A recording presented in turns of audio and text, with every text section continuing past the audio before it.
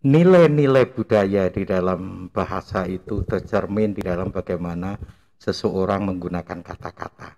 Di bahasa itu menunjukkan jati diri seseorang, bagaimana orang itu melihat orang lain. Dan saya lanjutkan, berperilakulah yang baik. Pilihan kata yang bagus itu akan mencerminkan perilaku kita. Apa yang kita pikirkan, apa yang kita rasakan, itu tercermin dari apa yang kita ucapkan.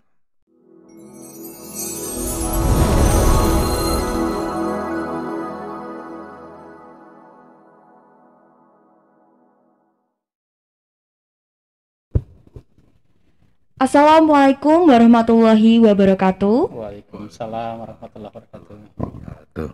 Salam sejahtera bagi kita semua. Salam Om Swastiastu, Namo Buddhaya, salam kebajikan. Halo sahabat Snesma, apa kabar? Selamat datang di channel YouTube SMP Negeri 1 Magetan bersama saya, Raya Madani sebagai pembawa acara. Di kesempatan kali ini, kita akan berbincang-bincang sekaligus melakukan tanya jawab seputar internalisasi Pancasila. Dengan narasumber kita ada Bapak Profesor Dr. Bambang Yulianto MPD sebagai Wakil Rektor Bidang Akademik Universitas Negeri Surabaya. Selamat siang Bapak. Selamat siang Mbak. Perlu diralat, saya itu juga dulu murid SMP. Alumni SMP 1. Kebetulan sekali. Ya, setahun saya di SMP Negeri kelas 1B insya Allah dulu. Lalu pindah ke Pelausan. Iya. Jadi beliau orang Magetan, alumni SMP 1. Sekolah di sini dulu. Hmm. Iya. Selamat sore pemirsa semuanya. Selanjutnya ada Bapak Dr. Martadi MSN sebagai Direktur Vokasi Universitas Negeri Surabaya. Apa kabar Bapak? Baik, alhamdulillah. Assalamualaikum warahmatullahi wabarakatuh. Selamat sore semuanya. Salam sejahtera, salam kebajikan untuk kita semua. Mohon izin untuk pertanyaan pertama akan kami sampaikan kepada Bapak Bambang Yulianto. Pertanyaan pertama, dalam kehidupan sehari-hari, setiap orang tidak bisa lepas dari penggunaan bahasa. Adakah bahasa yang luhur santun sebagai ciri khas orang Indonesia yang perlu dipertahankan karena memang selaras dengan nilai-nilai Pancasila? Seperti apa contohnya? Silahkan Bapak. Iya, bahasa Indonesia itu bahasa persatuan bagi bangsa Indonesia. Oleh karena itu disebut sebagai bahasa nasional. Nilai-nilai budaya di dalam bahasa itu tercermin di dalam bagaimana seseorang menggunakan kata-kata. Disitulah akan tampak kesantunan. Semisal kita mengucapkan sesuatu pada guru, ya guru, Pak, bagaimana pendapatmu tentang ini? Nah, katamu itu sebenarnya boleh-boleh saja dalam makna yang bebas gitu. Tapi kan kita tidak boleh. Ada pilihan kata, namanya diksi itu. Tentu kalau orang yang santun memilih kata yang tepat. Pak, bagaimana pendapat Bapak tentang hal ini? Juga jangan bagaimana pendapat Anda. Anda itu menunjukkan kesetaraan. Nah, ini sering sekali para pembawa acara, saya lihat di TV gitu ya, berkata kepada Bapak Menteri atau bahkan pada Presiden menggunakan kata-kata Anda untuk menyapa Presiden. Ini saya kira kesantunan kuranglah untuk itu, karena itu perlu dijaga. Ya, ya, kesantunan di dalam berbahasa Indonesia itu terkait dengan pilihan kata, tapi dalam bahasa Jawa beda. Ya. Ada tata tingkat di sana. Ya, tata krama. Tata krama, ya. Siap Bapak, penjelasan yang sangat menarik. Selanjutnya pertanyaan untuk Bapak Dr. Martadi MSN. Apakah dengan menggunakan bahasa yang santun itu bisa membawa dampak positif dalam kehidupan sosial? Lalu bagaimana keselarasan dengan nilai-nilai Pancasila? Iya, tadi kan yang disampaikan oleh Prof. Bambang ya. Jadi bahasa itu menunjukkan jati diri seseorang, bagaimana orang itu melihat orang lain.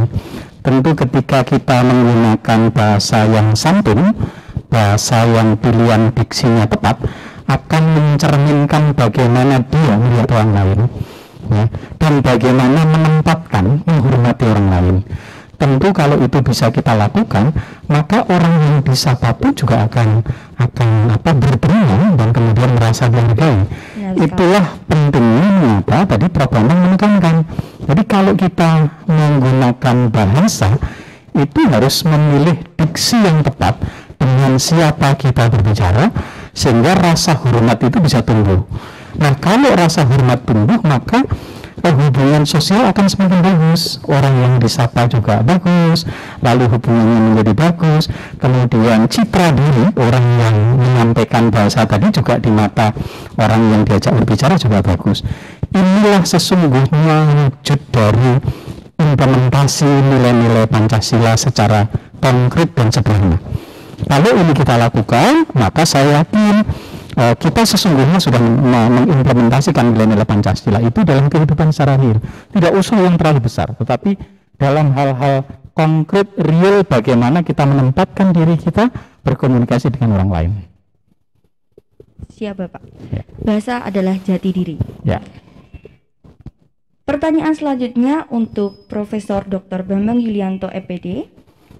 Badan Pengembangan dan Pembinaan Bahasa Kementerian Pendidikan dan Kebudayaan atau Badan Bahasa telah memetakan dan memverifikasi 652 bahasa daerah yang berbeda. Bagaimana mengimplementasikan nilai-nilai Pancasila dalam berbahasa di negara Indonesia yang sangat beragam bahasa ini? Ya, Indonesia agak berbeda dengan negara-negara kesatuan yang kita lihat di beberapa negara lain. Sebut saja Amerika itu adalah negara kesatuan juga, tapi di sana ada federasi-federasi. Nah, menariknya di Indonesia itu ada banyak bahasa daerah, sedangkan di negara-negara yang saya sebutkan, salah satu Amerika, tidak banyak. Nah, bahasa daerah itu dilindungi di Indonesia, termasuk bahasa Indonesia sebagai bahasa persatuan. Sebagai bahasa daerah tetap mendapatkan tempat. Badan Bahasa memberikan kesempatan pada bahasa-bahasa daerah untuk dikembangkan dan dilestarikan melalui pengembangan sastra, tradisi-tradisi, maupun sekarang ini masih dijaga untuk digunakan di seluruh tanah wilayah Indonesia dengan adanya mata pelajaran bahasa Indonesia yang mulok. Itu artinya Indonesia yang terdiri atas berbagai suku masih dijamin kehidupan sukunya itu di tanah air Indonesia, direkatkan dengan satu bahasa nasional, nation, yaitu bahasa Indonesia. Oleh karena itu, inilah wujud nilai-nilai Pancasila yang diimplementasikan di tanah air tercinta ini. Ya. Baik, terima kasih Bapak Bambang Yulianto. Pertanyaan selanjutnya kami tujukan kepada Bapak Dr. Martadi, MSN. Menurut sensus BPS tahun 2010 di negara Indonesia, terdapat 1.340 suku.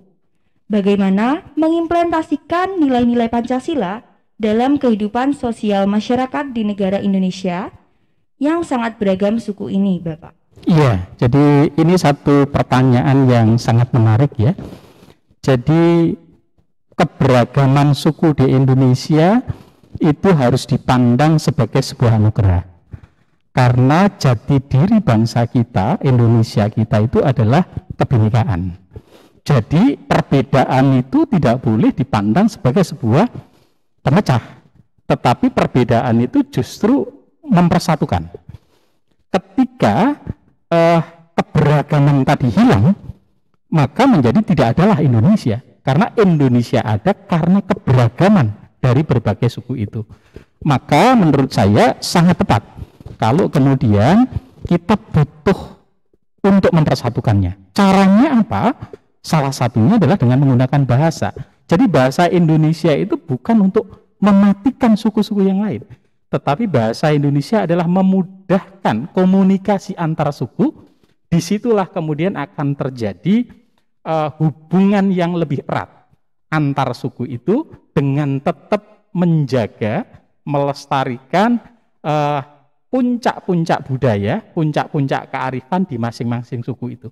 Selama itu kita jaga, maka kebinekaan tetap ada, persatuan kita tetap ada. Kalau itu terjamin, maka sesungguhnya persatuan, kebinekaan itulah cita-cita luhur dari Pancasila kita. Terima kasih atas penjelasannya Bapak, sangat menarik. Selanjutnya, pertanyaan kami tujukan kepada Profesor Dr. Bambang Yulianto MPD. Saat ini kita telah masuk ke dunia global atau globalisasi. Bagaimana cara untuk tetap bisa mempertahankan nilai-nilai Pancasila dari sudut pandang penggunaan bahasa, Bapak? Baik, Mbak. Mungkin kita perlu menengok historis ya, bahasa Indonesia itu dulu asalnya dari mana, karena ini akan menjadi benang yang dapat kita tarik ya. Bahasa Indonesia itu berasal dari bahasa Melayu. Bahasa Melayu ya, jika dilihat dari jumlah penuturnya saat itu bahasa Jawa jauh lebih besar penuturnya dibandingkan dengan bahasa Melayu. Jadi di Indonesia pada waktu itu dua bahasa, ada lagi lah bahasa Sunda termasuk dominan ya pada masa-masa sebelum Indonesia merdeka, bahkan tahun sebelum 28 itu ya. Itu ada bahasa Melayu, ada bahasa Jawa, ada bahasa Sunda, ini yang besar. Nah, tetapi anak-anak muda kita, pemuda kita menyepakati bahwa bahasa Melayu itu yang diangkat menjadi bahasa Indonesia. Ini tidak gampang, karena inilah yang luar biasa. Kerelaan suku Jawa mau menerima bahasa Melayu menjadi bahasa Indonesia, ini luar biasa. Kalau kita bandingkan dengan di Filipina, itu ada yang namanya bahasa Tagalog. Ada dua besar, bahasa besar, ada bahasa Bisaya, Tagalog. Nah, suku yang menguasai bahasa Tagalog itu tidak mau menjadikan bahasa Bisaya sebagai bahasa nasionalnya. Sebaliknya, kok enak kami harus belajar bahasa Bisaya, sedangkan kami juga besar. Orang Bisaya juga begitu, enak saja orang Tagalog itu tidak mau belajar bahasa kami. Inilah yang terjadi. Oleh karena itu, hanya secara definitif di sana bahasa nasionalnya itu Tagalog, tetapi bahasa resmi kenegaraan di Filipina itu adalah bahasa Inggris. Di India ada bahasa Urdu. Ini kuat sekali. Tapi juga begitu. Tetap bahasa Inggris menjadi bahasa. Nah, Indonesia ini luar biasa. Saya bukan karena saya orang Jawa katanya itu ya, tetapi inilah keikhlasan suku Jawa mau menerima bahasa Melayu menjadi bahasa nasional, nasional bahasa ini, kemudian menjadi bahasa persatuan, ini adalah luar biasa. Dan ini sebenarnya wujud nilai-nilai Pancasila ya, yang mau menerima pendapat orang lain, mau menghargai orang lain, yang dipandang dia lebih perspektif ke depan akan lebih bagus dibandingkan ini. Ini sudah dipikirkan oleh para pemuda zaman dulu tahun 1928. Inilah saya kira kita bisa menarik. Nah, dalam globalisasi kita tidak usah ragu-ragu, selama bahasa Indonesia masih ada, kita masih akan melihat persatuan itu. Globalisasi adalah tindakan-tindakan, masukan-masukan pola pikir, tetapi bahasa adalah sarana untuk menyatukan, mengekspresikan pendapat. Nah, menyatukan perasaan orang-orang sebangsa ini dieratkan oleh bahasa Indonesia. Saya kira bahasa Indonesia, bendera merah putih itu akan menjadi pertanda termasuk lagu kebangsaan. Ini yang bisa kita banggakan saat ini adalah itu, supaya kita tetap bisa bersatu di dalam era globalisasi. Siap Bapak, sangat menarik sekali. Selanjutnya pertanyaan kami tujukan kepada Bapak Dr. Martadi MSN. Saat ini kita telah masuk ke dunia globalisasi. Bagaimana cara untuk tetap bisa mempertahankan nilai-nilai Pancasila dari sudut pandang sosial kemasyarakatan? Ya, jadi begini Dik. Kita masuk ke dunia global itu adalah keniscayaan. Jadi tidak mungkin tidak ya. Tetapi kita harus tidak boleh lupa bahwa ketika masuk ke dunia global, kita harus tetap mempertahankan kebinekaan kita sebagai jati diri. Ya, boleh belajar bahasa Inggris, tetapi wajib bahasa Indonesia harus dimiliki. Boleh belajar berapapun bahasa, tapi identitas keindonesiaan harus tetap dimiliki. Kesadaran untuk membina budaya kita, kesadaran untuk tetap mempelajari dan melestarikan budaya kita itu menjadi penting. Karena apa? Kalau adik-adik sekalian kemudian bergaul secara global, lalu dia tidak mau mempelajari budaya kita, tidak mau mempelajari bahasa kita, dia lebih paham bahasa Korea, budaya Korea, tetapi dia tidak disebut orang Korea. Kalau toh dia berada di Korea, tidak disebut berkeluarga Korea. Tetapi ketika ditanya, kamu orang Indonesia? Iya, ditanya budaya Indonesia, dia nggak tahu. Maka dia menjadi generasi yang floating, tidak jelas. Nah, untuk itu menjadi penting bagi adik-adik kita, bagi kita semua, bahwa belajar bahasa Indonesia adalah merupakan identitas dan jati diri bangsa kita. Belajar tentang kebinekaan dan budaya kita adalah kewajiban kita sebagai warga yang bangga tentang Indonesia. Silahkan belajar budaya yang lain, tapi jangan lupa kita tidak boleh meninggalkan budaya kita. Sehingga tatkala kita berinteraksi dengan banyak negara, kita tetap bangga menjadi Indonesia. Ya, saya kira itu yang harus kita tekankan. Siap Bapak.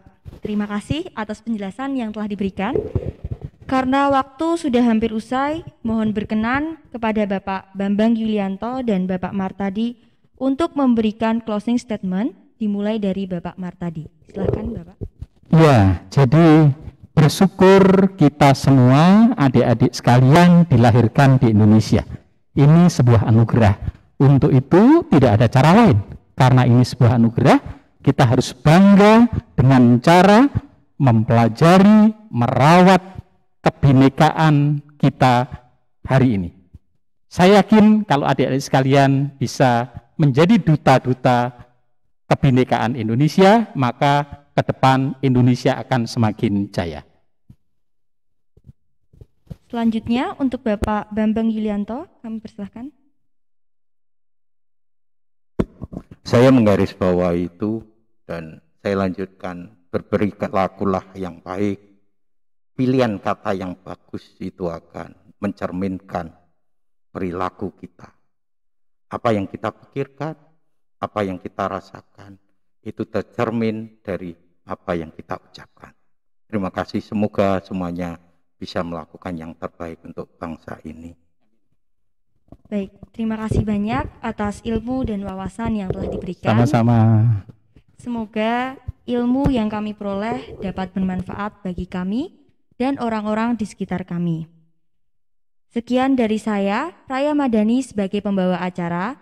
Ada kurang lebihnya saya mohon maaf. Saya pamit undur diri. Wassalamualaikum warahmatullahi wabarakatuh. Waalaikumsalam warahmatullahi wabarakatuh. Salam semuanya ya, sukses. Sehat, selalu sukses. SMP Negeri 1 Magetan.